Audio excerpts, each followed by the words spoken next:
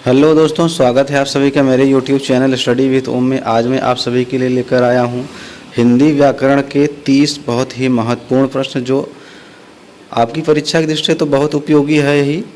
अगर आप ये सभी प्रश्न देख लेंगे तो आप अपनी परीक्षा में वीडियो के माध्यम से 3 से 4 प्रश्न आसानी से हल कर पाएंगे। और ये दोस्तों, ये सभी प्रश्न टेट और सीटेट के पिछले सभी परीक्षाओं में पूछे जाने वाले प्रश्न हैं, तो आप अगर देखेंगे तो आपको इससे ज़रूर लाभ होगा। तो चलिए शुरू करते हैं। हमारा पहला सवाल है हमारा, कौन वर्ण घोष नहीं है? दोस्तों, इनमें से कौन सा वर्ण घोष नहीं है? ऑप्शन है ए, छ, अ, ड। तो दोस्तों, इनमें से कौन सा वर्ण घोष नहीं है? तो वह हो जाएगा दोस्तों छ। जो छ लिखा है यह घोष वर्ण नहीं है, तो इस प्रश्न का बी ऑप्शन सही हो जाएगा। तो आइए जानते हैं दोस्तों, घोष वर्ण किसे कहते हैं।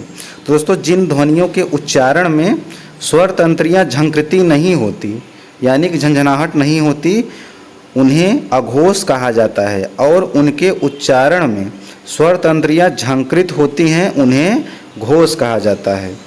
आइए जानते हैं अघोष वर्ण कौन कौन से हैं। तो अघोष वर्ण क, ख, च, छ, ट, ठ, त, थ, प, फ, बड़ा सा और खटकोर सा, मतलब तीनों सा अघोष वर्ण है। ठीक है। अब बारी आती है घोष वर्ण की। तो घोष वर्ण प्रत्येक वर्ग का तीसरा, याद रखिएगा दोस्तों, घोष वर्ण किसे कहते हैं? प्रत्येक वर्ग का तीसरा, चौथा और पांचवा वर्ण तथा सभी स्वर वर्ण और य, र, ल, व और ह घोष वर्ण है। याद रखिएगा दोस्तों, बहुत ही इंपॉर्टेंट प्रश्न है। ठीक है, घोष और सघोष समझ गए होंगे आप। तो इस प्रश्न का बी ऑप्शन सही हो जाएगा। अगला प्रश्न देखते हैं दोस्तों। प्रश्न नंबर 32 है हमारा, किस शब्द में री स्वर नहीं है? ऑप्शन ए है कृपा, बी ऑप्शन है कृष्ण, सी ऑप्शन है दृष्टि और डी ऑप्शन है रिवाज। तो बात हो रही है दोस्तों, किस शब्द में री स्वर नहीं है? तो दोस्तों, वह जो शब्द होगा डी ऑप्शन होगा रिवाज। रिवाज में री स्वर नहीं है। ठीक है, रिवाज में री स्वर का प्रयोग नहीं हुआ है। ठीक है, तो इसको हम डिटेल से यहाँ लिख देंगे, आप समझ पाएंगे। ठीक है, तो अगला प्रश्न देखते हैं दोस्तों। प्रश्न नंबर 33 है हमारा, किन ध्वनियों को अनुस्वार कहा जाता है? दोस्तों, वीडियो को लास्ट तक देखिएगा क्योंकि आगे आने वाले प्रश्न सभी बहुत ही इंपॉर्टेंट हैं। दोस्तों, प्रश्न है हमारा, किन ध्वनियों को अनुस्वार कहा जाता है? ऑप्शन है स्वर के बाद आने वाली नासिक ध्वनियाँ, बी है स्वर स्वतंत्र रूप से उच्चारित ध्वनियाँ, सी ऑप्शन है स्वर के साथ आने वाली ध्वनियाँ और डी ऑप्शन है व्यंजन के बाद में आने वाली ध्वनियाँ। दोस्तों, प्रश्न की बात हो, प्रश्न है किन ध्वनियों को अनुस्वार कहा जाता है? दोस्तों, स्वर के बाद आने वाली नासिक ध्वनियाँ किसको कहा जाता है? दोस्तों, स्वर के बाद आने वाली नासिक ध्वनियों को क्या कहा जाता है? अनुस्वार कहा जाता है। तो इस प्रश्न का ए ऑप्शन सही हो जाएगा। अगला प्रश्न देखते हैं दोस्तों, बहुत ही इंपॉर्टेंट प्रश्न है। प्रश्न है, किस शब्द में गुण संधि है? ऑप्शन को देखते हैं, सिंधूर्मी, भारतेंदु, नारीश्वर या लोकेश्वर्य। दोस्तों, इनमें से कौन सा गुण संधि नहीं है? तो वह है दोस्तों, इनमें इस किस शब्द में गुण संधि है? दोस्तों, गुण संधि की बात हो रही किसमें है? तो वह हो जाएगा दोस्तों भारतेंदु। भारतेंदु में गुण संधि है। क्यों दोस्तों? गुण संधि में जब अ या आ के बाद ई या छोटी या बड़ी ई आए तो दोनों का मेल अय हो जाता है। क्या हो जाता है दोस्तों? दोनों का मेल अय हो जाता है। जैसे क्या हो रहा है दोस्तों? अ या आ के बाद, जैसे अ धन आ, अ या आ के बाद क्या आए? अ या आ के बाद छोटी ई या बड़ी ई आई तो क्या हो जाएगा? वह अय हो जाएगा। क्या हो जाएगा दोस्तों? अय हो जाएगा। इसलिए यहाँ पर क्या होगा? गुण संधि का उदाहरण क्या होगा? भारतेंदु। क्या हो जाएगा दोस्तों? भारतेंदु, यानी भारत धन इंदु। क्या हो जाएगा दोस्तों? इसका संधि विच्छेद होगा भारत। क्या हो जाएगा दोस्तों? भारत धन इंदु, भारत धन इंदु तब होगा भार तेंदु। तो यहाँ अय हो जा रहा है, ठीक है, भार तेंदु। इस प्रश्न का बी ऑप्शन सही हो जाएगा। अगला प्रश्न देखते हैं दोस्तों, प्रश्न नंबर 35 है हमारा, यानी कि 5वां प्रश्न है। वृक्षस छाया का संधि विच्छेद होगा। ऑप्शन है वृक्ष धन छाया, बी ऑप्शन है वृक्ष धन छाया, सी ऑप्शन है वृक्षच छाया और डी ऑप्शन है वृक्ष धन छाया। तो दोस्तों वृक्षच छाया का संधि विच्छेद क्या हो जाएगा? तो वह होगा दोस्तों वृक्ष धन छाया। क्या हो जाएगा दोस्तों? वृक्ष छाया का संधि विच्छेद वृक्ष धन छाया। दोस्तों वृक्ष छाया का संधि विच्छेद वृक्ष धन छाया होगा। यह व्यंजन संधि का उदाहरण है। किसका उदाहरण है दोस्तों? वृक्ष छाया व्यंजन संधि का उदाहरण है। जब स या त वर्ग त थ द ध न से पहले या बाद में स या च वर्ग च छ ज झ इय कोई भी होता है, होता स को स तथा त वर्ग को त वर्ग च वर्ग हो जाता है, ठीक है। तो इसलिए इस प्रश्न का डी ऑप्शन सही हो जाएगा, वृक्ष धन छाया। अगला प्रश्न देखते हैं दोस्तों, बहुत इंपॉर्टेंट प्रश्न है। प्रश्न है हमारा श्मश्रु शब्द का तद्भव रूप होगा। दोस्तों श्मश्रु शब्द का तद्भव रूप क्या होगा? श्मश्रु दोस्तों संस्कृत शब्द है, यानी कि तत्सम शब्द है। इसका तद्भव रूप क्या होगा? ऑप्शन है मूछ, बी ऑप्शन है अश्रु, सी ऑप्शन है आंसू और डी ऑप्शन है असुर। दोस्तों श्मश्रु शब्द का तद्भव रूप क्या हो जाएगा? तो वह होगा दोस्तों मूछ। श्मश्रु मतलब क्या होता है दोस्तों? मूछ होता है। तो इस प्रश्न का ए ऑप्शन सही हो जाएगा। अगला प्रश्न देखते हैं दोस्तों, प्रश्न नंबर 37 है हमारा।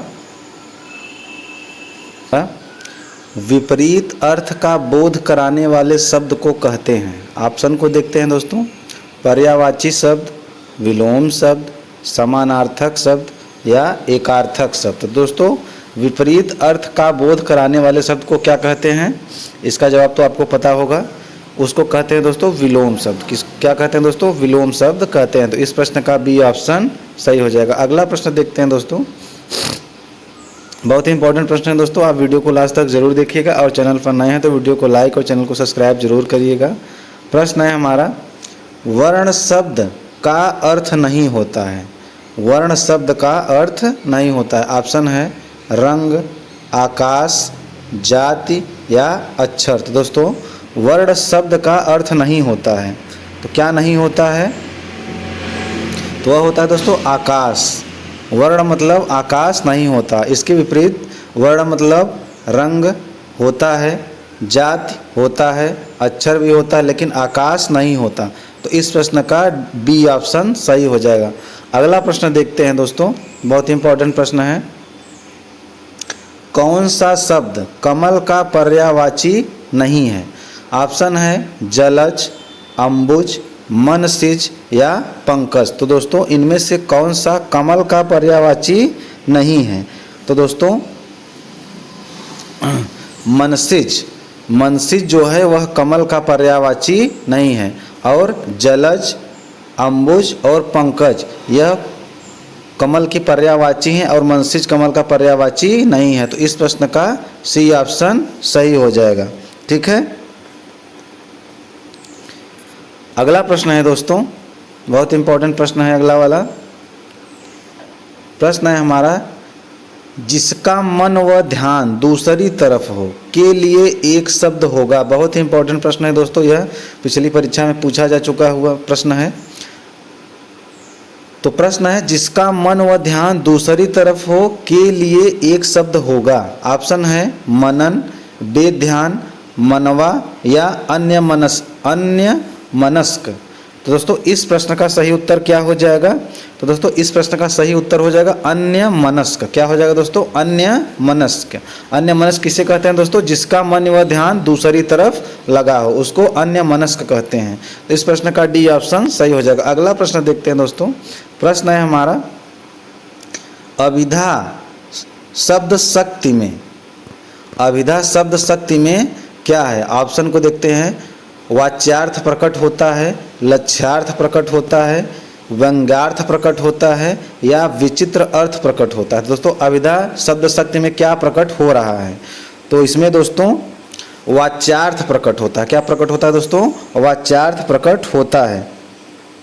तो दोस्तों वह शब्द शक्ति या शब्द का व्यापार जिससे साक्षात सांकेतिक या मुख्य अर्थ का बोध होता है, मुख्यतः प्रथम अर्थ का बोध कराने के कारण इसे मुख्य या अभिधा कहते हैं और इससे निकलने वाला मुख्य अर्थ ही वाच्यार्थ है। तो दोस्तों इस प्रश्न का ए ऑप्शन सही हो जाएगा। अगला प्रश्न देखते हैं दोस्तों, प्रश्न नंबर 42 है हमारा, भाववाचक संज्ञा के अंतर्गत आते हैं। तो दोस्तों भाववाचक संज्ञा के अंतर्गत क्या आते हैं? ऑप्शन है पशु पक्षी आदि, गुण दोष आदि, दिशाएं आदि या आभूषण आदि। तो दोस्तों भाववाचक संज्ञा के अंतर्गत क्या आएगा? तो वह आएगा दोस्तों गुण दोष आदि। क्या आएगा दोस्तों? गुण और दोष यह भाववाचक संख्या के अंतर्गत आते हैं। पाप पुण्य, जीवन मरण, ईमानदारी, चोरी, बुढ़ापा, जवानी, ये सभी दोस्तों भाववाचक संज्ञा के अंतर्गत आते हैं। तो इस प्रश्न का बी ऑप्शन सही हो जाएगा। अगला प्रश्न देखते हैं दोस्तों, प्रश्न नंबर 43 है हमारा, मदन काली पतलून पहनकर खेलने आया में विशेषण है। तो दोस्तों मदन काली पतलून पहनकर खेलने आया में विशेषण क्या हो जाएगा? ऑप्शन को देखते हैं, काली, मदन, पतलून या खेलने। तो दोस्तों इसमें विशेषण शब्द हो जाएगा काली। क्या हो जाएगा दोस्तों? काली शब्द इसमें विशेषण का काम कर रहा है। तो इस प्रश्न का ए ऑप्शन सही हो जाएगा। इसके विपरीत दोस्तों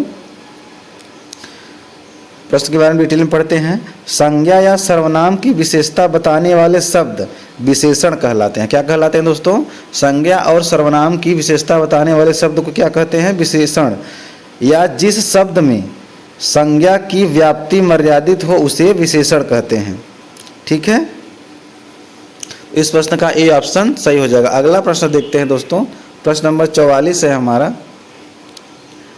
वहां मोहन के कोई नहीं था वाक्य में रिक्त स्थान पर प्रयुक्त होगा। ऑप्शन है ए या, और, अलावा, अथवा। तो दोस्तों वहां मोहन के, इसमें क्या भरा जाएगा? तो इसमें भरा जाएगा दोस्तों अलावा। क्या भरा जाएगा दोस्तों? यहाँ वहाँ मोहन के अलावा कोई नहीं था।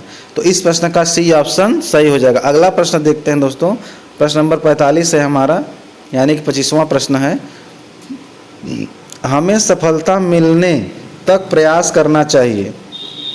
इस वाक्य में तक है दोस्तों, तक के बारे में पूछा जा रहा है। इस वाक्य में तक क्या है?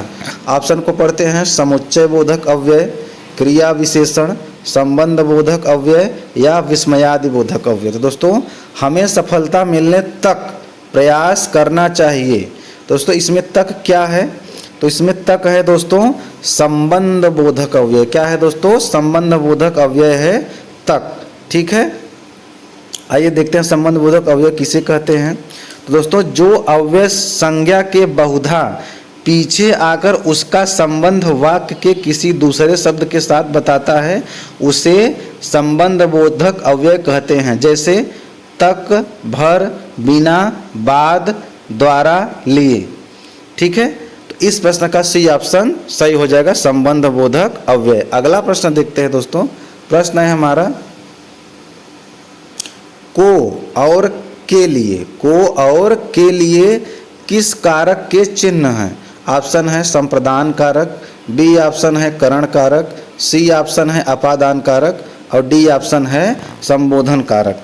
तो दोस्तों को और के लिए किस कारक के चिन्ह हैं? तो दोस्तों यह चिन्ह हो जाएगा संप्रदान कारक के चिन्ह है को और के। ठीक है, और करण कारक के चिन्ह हो जाएंगे दोस्तों से। क्या हो जाएगा करण कारक का? से। अपादान का क्या हो जाएगा दोस्तों? अपादान का भी होगा से, लेकिन यह अलगाव के भाव में होगा। किसके भाव में दोस्तों? अलगाव के भाव में होगा अब यह से। ठीक है, और संबोधन का चिन्ह क्या होगा दोस्तों? हे, हो, अरे। क्या होगा दोस्तों? हे, हो, अरे, हे, हो, अरे। ठीक है, यह संबोधन का चिन्ह है। तो इस प्रश्न का ए ऑप्शन सही हो जाएगा। अगला प्रश्न देखते हैं दोस्तों, प्रश्न नंबर 47 है हमारा, यानी कि 27वां प्रश्न है, उद्देश्य और विधेय किसके अंग हैं? दोस्तों बहुत ही इंपॉर्टेंट प्रश्न है, यह हिंदी व्याकरण का सबसे मोस्ट इंपॉर्टेंट क्वेश्चन है। उद्देश्य और विधेय किसके अंग हैं? ऑप्शन ए है वाक्य, बी ऑप्शन है रचना, सी है शब्द और डी ऑप्शन है अर्थ। तो दोस्तों उद्देश्य और विधेय किसके अंग हैं? तो यह अंग है दोस्तों वाक्य के। किसके अंग हैं दोस्तों? वाक्य के अंग हैं उद्देश्य और विधेय। ठीक है, तो इस प्रश्न का ए ऑप्शन सही हो जाएगा। अगला प्रश्न देखते हैं दोस्तों, प्रश्न नंबर 48 है हमारा, यानी कि 28वां प्रश्न है। बहुत ही इंपॉर्टेंट प्रश्न है। तेंदुलकर ने एक ओवर में 5 छक्के लगाए, इस वाक्य में उद्देश्य क्या है? दोस्तों ऑप्शन है छक्के, तेंदुलकर, ओवर या 5। दोस्तों इसमें उद्देश्य क्या है? तो इसमें उद्देश्य हो जाएगा दोस्तों तेंदुलकर। क्या हो जाएगा दोस्तों? तेंदुलकर इसमें उद्देश्य हो जाएंगे। ठीक है, यानी तेंदुलकर ने एक ओवर में 5 छक्के लगाए में उद्देश्य तेंदुलकर है, क्योंकि वाक्य में तेंदुलकर करता है और करता ही उद्देश्य होता है, इसलिए तेंदुलकर उद्देश्य। दोस्तों जो करता होता है वही उद्देश्य होता है, तो इसलिए यहाँ पे तेंदुलकर शब्द उद्देश्य होगा। तो इस प्रश्न का बी ऑप्शन सही हो जाएगा। अगला प्रश्न देखते हैं दोस्तों, प्रश्न नंबर 29 है हमारा। विराम चिन्ह का नाम, इस विराम चिन्ह का क्या नाम है? दोस्तों इस विराम चिन्ह का क्या नाम है? तो इसका नाम हो जाएगा दोस्तों अर्धविराम। ऑप्शन को देखते हैं, अर्धविराम, विराम, अल्पविराम या हंसपद।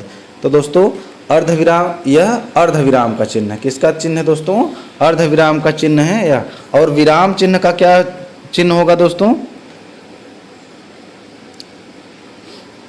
विराम, अल्पविराम। विराम का चिन्ह नहीं होता दोस्तों, अल्पविराम का चिन्ह होता है, और जिसको कामा कहते हैं। क्या कहते हैं दोस्तों? कामा कहते हैं। और हंस पद का चिन्ह होगा ये, ऐसा होता है हंस पद का चिन्ह। तो दोस्तों इस प्रश्न का ए ऑप्शन सही हो जाएगा। अगला प्रश्न देखते हैं दोस्तों, प्रश्न नंबर 50, यानी कि 30वां प्रश्न है हमारा, नहीं 20वां प्रश्न है।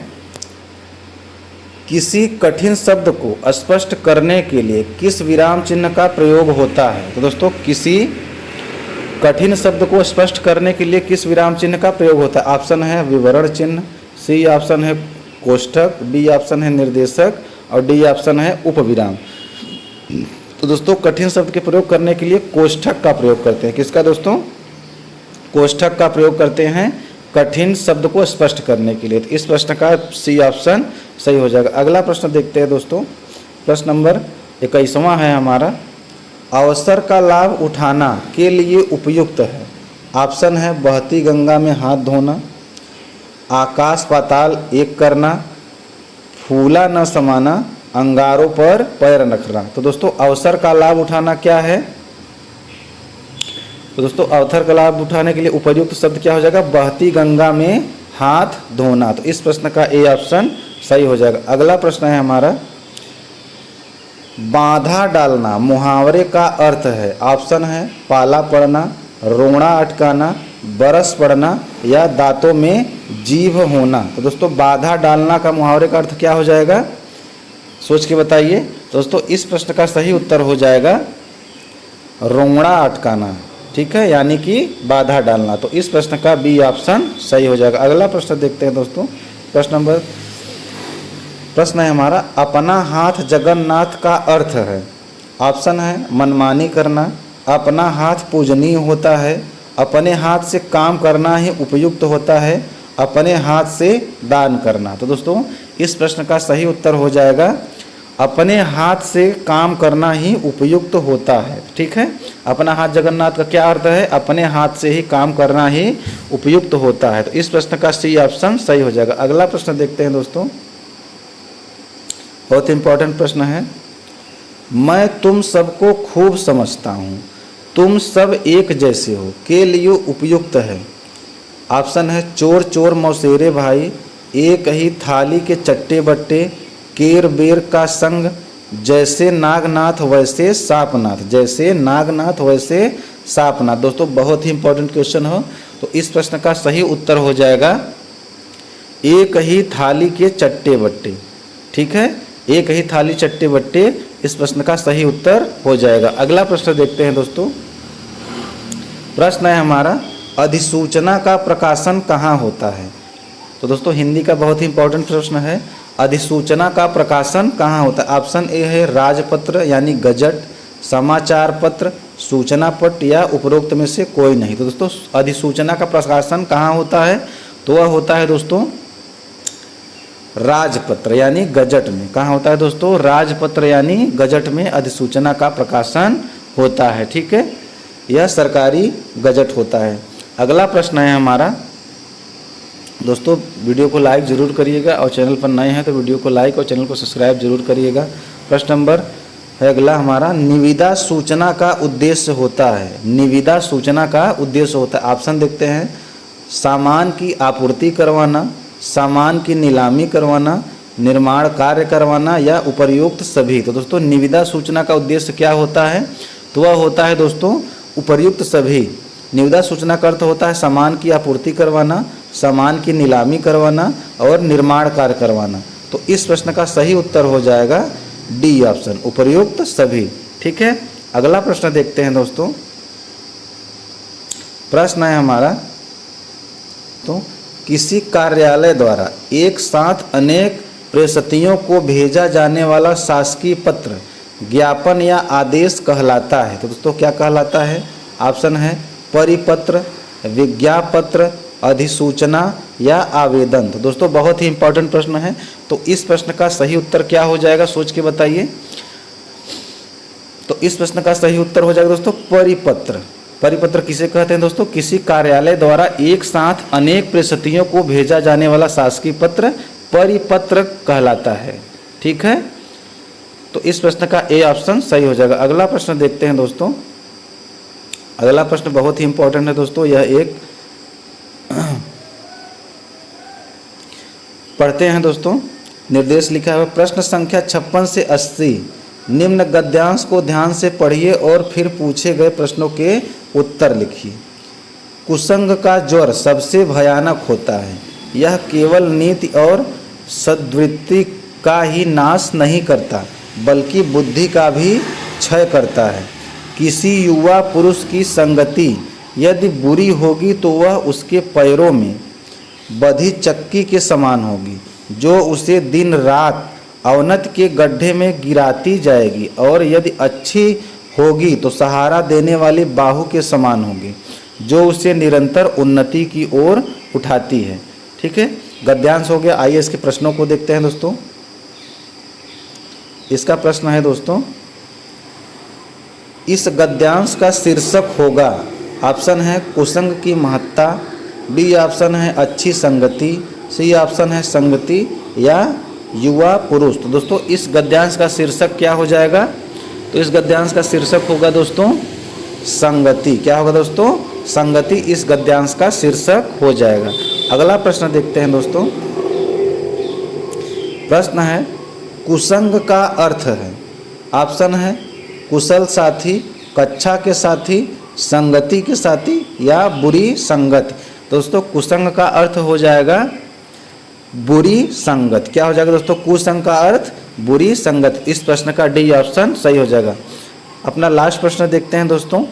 प्रश्न है हमारा, इस गद्यांश का केंद्रीय भाव है, ऑप्शन है संगति का महत्व, युवा पुरुष, नीति और सद्वृत्ति या उन्नति। तो दोस्तों इस गद्यांश का केंद्रीय भाव क्या हो जाएगा? तो वह होगा दोस्तों संगति का महत्व। क्या हो जाएगा दोस्तों? संगति का महत्व इस गद्यांश का केंद्रीय भाव हो जाएगा। तो दोस्तों इसी के साथ मेरे 30 प्रश्न हिंदी के समाप्त होते हैं। अगर आपने ये सभी प्रश्न देखे होंगे तो आप अपनी परीक्षा में 3 से 4 प्रश्न आसानी से हल कर पाएंगे। तो इसी के साथ मैं अपने वीडियो को समाप्त करता हूँ। आप सभी का दिन शुभ हो।